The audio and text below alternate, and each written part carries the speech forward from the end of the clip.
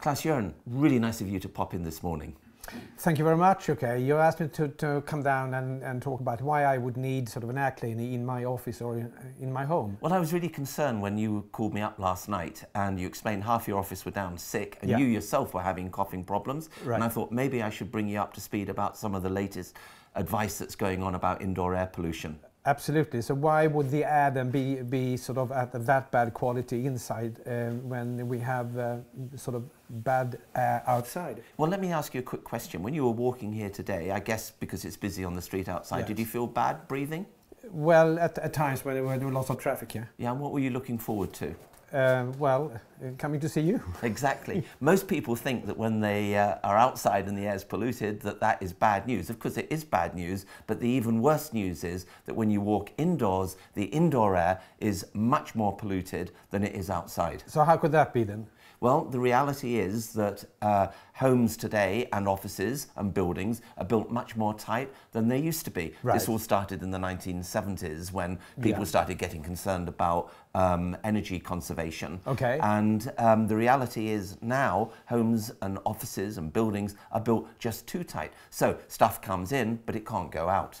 Right. So what does this machine then do for that thing then? Well, little units like the one I've got behind me at the moment, they actually take all the harmful pollutants that have built up inside your home and office, and that can include everything from particles from outside to chemicals that you're using inside, or even the germs that your employees are getting sick with.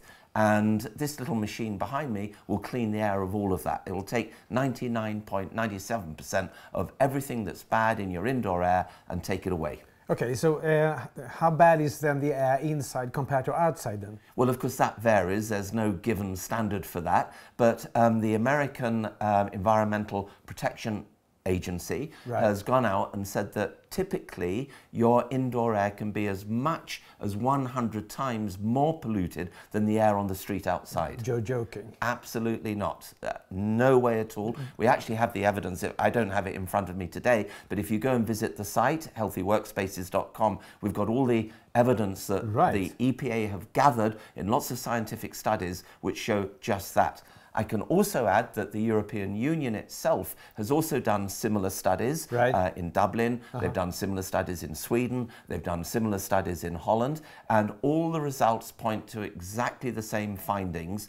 Indoor air is much more polluted than on the street outside. Just give me one figure, okay? What is sort of an acceptable level then? Well, in China, for example, they're using a standard called PM 2.5. PM 2.5 is the number of particles in the air over a given period of time, usually 24 hours. Okay. In China, you've probably been seeing the headlines that have said these have gone up to hundreds of times more than the acceptable level set by, for example, the World Health Organization. The World Health Organization says those levels of PM 2.5 should be around 15 to 20. If they're at that levels, you're more or less safe, okay? Above that, you're getting into territory where your health can be endangered. In Beijing and in Shanghai, those levels at times have reached over 900. Okay, so in London then, what is the situation outside and in an office then? Well, that varies quite a lot, but you can actually say that on bad air days in London, the outside levels could be 170. Which means if you extrapolate the findings by the American EPA, the levels inside can be several times that. Okay, so if it's that bad, how many sick days then does that sort of generate in Britain then? Well, the Department of Health says that British offices and workers, they lose 140 million sick days a year due to various illnesses, some of which are caused by the quality of the air inside. Okay, so how many of these would you need then in an office then? I have sort of 8 people, okay. Well, this little unit behind me, it depends on the size of your office, obviously. This little unit behind me will clean up to about 36 square meters of air. So the larger unit would probably clean up to 64 square meters. So that's more or less the size of a large office. 200 square meters, so that's basically 3 machines then? Exactly, yeah. Right, kids then, and that is and elderly people? Well, this is the most worrying thing, of course, actually, is that the tighter you build your homes, the less moisture you're getting inside them, which means that all the particles that are gathering inside your home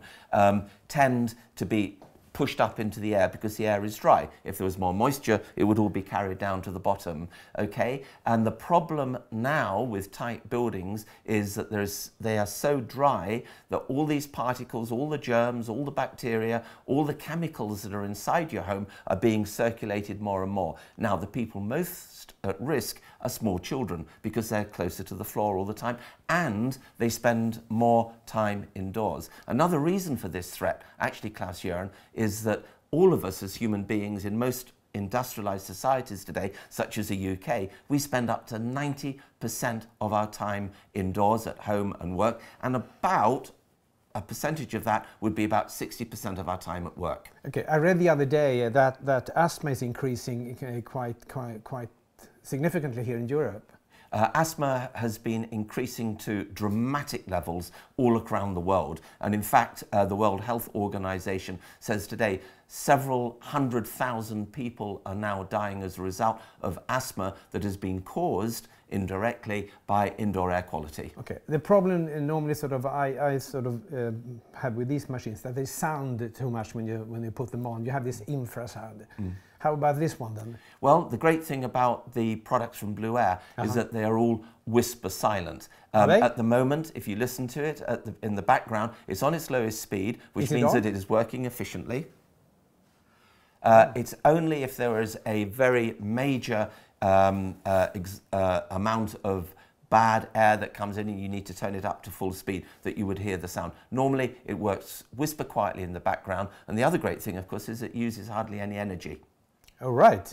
Okay, so you mean that with BlueAir system and an app a day, you would keep the doctor away then? Absolutely, 100%, almost anyway. So I would say that if you install one of these in your office today for your 8 people, you would probably, there's a very good chance that you would actually reduce the amount of illness in your office space, people going away, and certainly you will increase people's sense of well-being because actually they'll be breathing air almost as pure as nature intended.